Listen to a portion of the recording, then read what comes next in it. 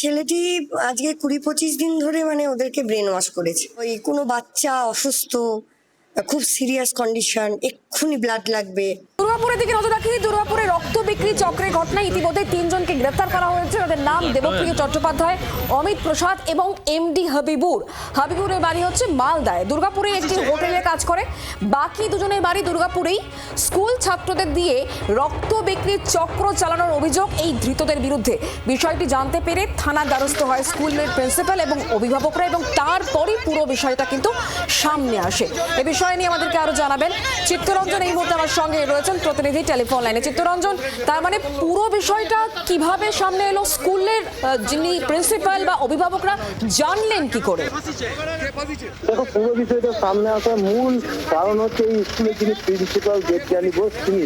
কারণ দুদিন ধরে যখন স্কুলের 2-3টি ছাত্র স্কুলে না আসে, তখন তিনি তার বন্ধুদের জিজ্ঞাসা করে এরা কেন আসছে না।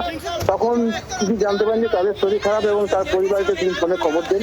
এবং তারপর যখন ছাত্ররা আসে জিজ্ঞেস করে কি ব্যাপার, কি হয়েছে, তখন ছেলেরা বলে যে এমন কিছু হয়েছে যে এই ছাত্ররা রক্ত দিয়েছে, সেই কারণে তো স্কুলে আসলে রক্ত দিয়েছে এই 14-15 বছর 16 বছর বয়স।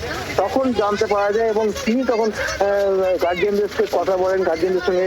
তখন ছাত্ররা বলে যে তাদের গার্জিয়ানদেরকে বলতে বারণ করে। দেবপ্রিয় বলে যে অভিযুক্ত সেই ছাত্র তাদেরকে বিভিন্ন রকম প্রলোভন দেখিয়েছে এবং সেন্টিমেন্ট গ্রো করেছে, যে তাদের সহানুভূতি দেখানোর চেষ্টা করেছে বিভিন্ন ছবি দিয়ে, যে এই দেখো এই বাচ্চাটা এরকম ভাবে অসুস্থ থেকে রক্ত না দিলে মারা যাবে, তোমরা রক্ত দাও। এইভাবে তাদের কাছ থেকে রক্ত নিয়েছে। শুধু তাই নয়, 2.5 মাস ভুল বুঝিয়ে সিম্প্যাথেটিক গ্রাউন্ড তৈরি করে রক্ত নেওয়ার এই কারবার চলছিল। যে 3 জনকে গ্রেফতার করা হয়েছে চিত্তরঞ্জন, এদের পরিচয় কি?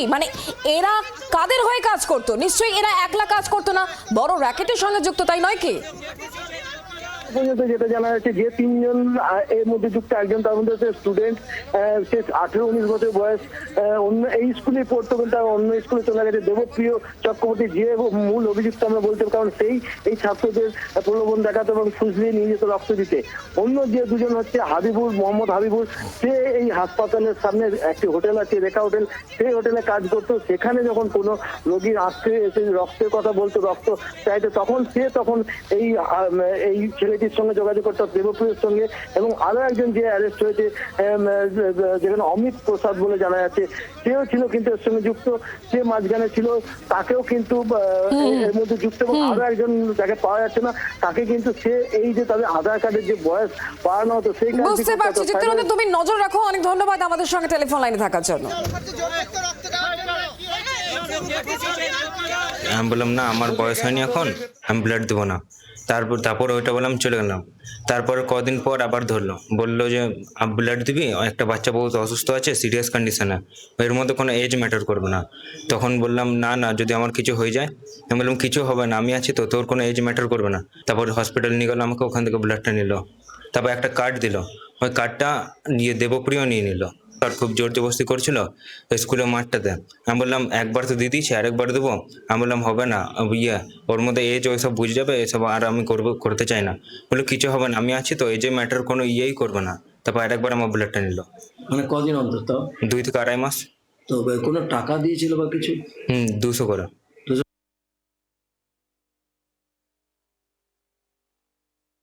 দেবপ্রিয় আমাকে বলেছিল যে একটা ছোট বাচ্চা আছে যার শরীর অনেক খারাপ, যে বাঁচবে না, তো ব্লাড দিতে বলেছিল। তোমাকে নিয়ে গেছিল, তুমি তাতে রাজি হয়েছো? আমি আগে বললাম আমি দেবো না। তারপর আমাকে ফোন করতে লাগলো, ফোন করলো 2 সপ্তাহ 3 সপ্তাহ, ফোন ডাইরেক্ট করতে তারপর আমাকে ফোর্স করলো। তারপরে আমি গেলাম প্রথমবার এপ্রিলে। তারপর আবার কবে রক্ত দিয়েছো? জুলাইতে। মানে মে, জুন, জুলাই, 3 মাস অন্তর রক্ত দিয়েছো। আমরা তো দিতে চাইছিলাম না, ওই আমাদেরকে বললো পেশেন্টের হালত অনেক খারাপ। আমার 2 বন্ধু ওই জন্য দিয়েছিল, ওদেরকেও বলেছে পেশেন্টের হালত অনেক খারাপ, একটা টাইম পিরিয়ডে পরে বলেছে। ছেলেটি আজকে 20-25 দিন ধরে ওদেরকে ব্রেন ওয়াশ করেছে। ওই কোনো বাচ্চা অসুস্থ, খুব সিরিয়াস কন্ডিশন, এক্ষুনি ব্লাড লাগবে। এইবার ওদেরকে বলতে শুরু করেছে যে তোরা ব্লাড দিবি। এবার ওরা বলছে না, আমরা দিতে পারবো না, গার্জিয়ানকে জানাতে হবে। এইবার আবার 2-3 দিন গ্যাপ দিয়েছে। গ্যাপ দিয়ে আবার দেখাতে শুরু করেছে ওর অ্যাকাউন্টে কত টাকা আছে। আমি এখন তো এই বয়সী, এই আমার দেখ অ্যাকাউন্টে এত টাকা আছে, তোদেরও একদিন হতে পারবে এই টাকাটা, তোরা তোর বাবা মাকে হেল্প করতে পারবি। যেহেতু নিম্ন মধ্যবিত্ত ফ্যামিলির এরা, ভাবছিস তাহলে বাবা মাকে বোধহয় হেল্প করতে পারবো। স্কুলের প্রিন্সিপালের বক্তব্য শোনালাম, এবার নাবালকদের পরিবারের লোকজন তারা কি বলছেন শোনাই। 18+ না হলে কিন্তু হবে না, আমার ছেলে 18+ হয়ে গেছে, যদিও আরও বেশি কিন্তু দিবি না, হ্যাঁ যতটুকু দরকার ততটুকু। তো আমাকে যা বললো যে পেশেন্ট যার জন্য রক্ত নিয়েছে সে দিয়েছে, এটা নিয়ে আমি আরেকজনের সঙ্গে আলোচনা করেছিলাম, আমাদের ওখানকার স্কুল টিচার উনি, যে আমি বললাম যে ওনার নাম নুপুর ব্যানার্জি, তো উনি বললো যে না এইভাবে তো ব্লাড দেয় না, আর ব্লাড দিলে তো টাকা পয়সা দেয় নাই হবে, এটার জন্য সেমিনার হয়, আরও সার্টিফিকেট দেবে, যেখানে যেখানে ব্লাড ডোনেট হবে সেখানে সেখানে নিয়ে যাবে। কিন্তু পুলিশে নিয়ে গেলে ফেসে যাবি, তুই যে নিয়ে গেছে সেও ফেসে যাবে আর তুইও কিন্তু ফেসে যাবি। তো তখন বললো যে মা আর দেবো না, একজন খুব অসুস্থ আছে, সে হাত পা ধরছে, দেবপ্রিয় নামে একজন আছে, তার হাত পা ধরেছে, সে দেবপ্রিয় আমাকে নিয়ে গেছে। মুচিপাড়ার বাসিন্দা অমিত প্রসাদ যাদব একজন টিএমসি মেম্বার ছিল। আমার মায়ের 2.5 ভরির চেন, 3 ভরির আংটি, 6 গ্রামের গলার চেন সোনার বিক্রি করছে না, বলছে ভাই আমি বন্ধক দেবো, বদলে তোকে আমি 10,000 টাকা দেবো 10 ভরি সোনাতে টোটাল। আমি তখন লাস্টে লোভে পড়ে তাকে আমি দিয়ে দিয়েছিলাম। লাস্টে আমাকে 1 বছর হওয়ার ঠিক 6 মাস আগে আমাকে বলে যে ভাই দেখ তুই তোকে একটা ভালো আইডিয়া বলছি, আমি যেখানে যেখানে তোকে ব্লাড দিতে বলবো তুই ব্লাডের ব্যবস্থা করে দিবি, তোর সোনা তোকে আমি 30 আগস্টের মধ্যে রিটার্ন করে দেবো। আমি ওর কথা অনুযায়ী আমি প্রত্যেকটা ব্লাড ব্যবস্থা করে দিই। প্রশাসন যখন পঙ্গু হয়ে যায় না, অনেক বছর ধরে যখন অব্যবস্থা চলে, প্রশাসন ভেঙে পড়ে, তখন সর্বত্র এই ধরনের রোগ ঘুণ ধরে যায়। আজকে দেখুন স্বাস্থ্য নিয়ে কোন ক্ষেত্রে হয়নি, তো সার্বিকভাবে পতন হয়েছে আমাদের।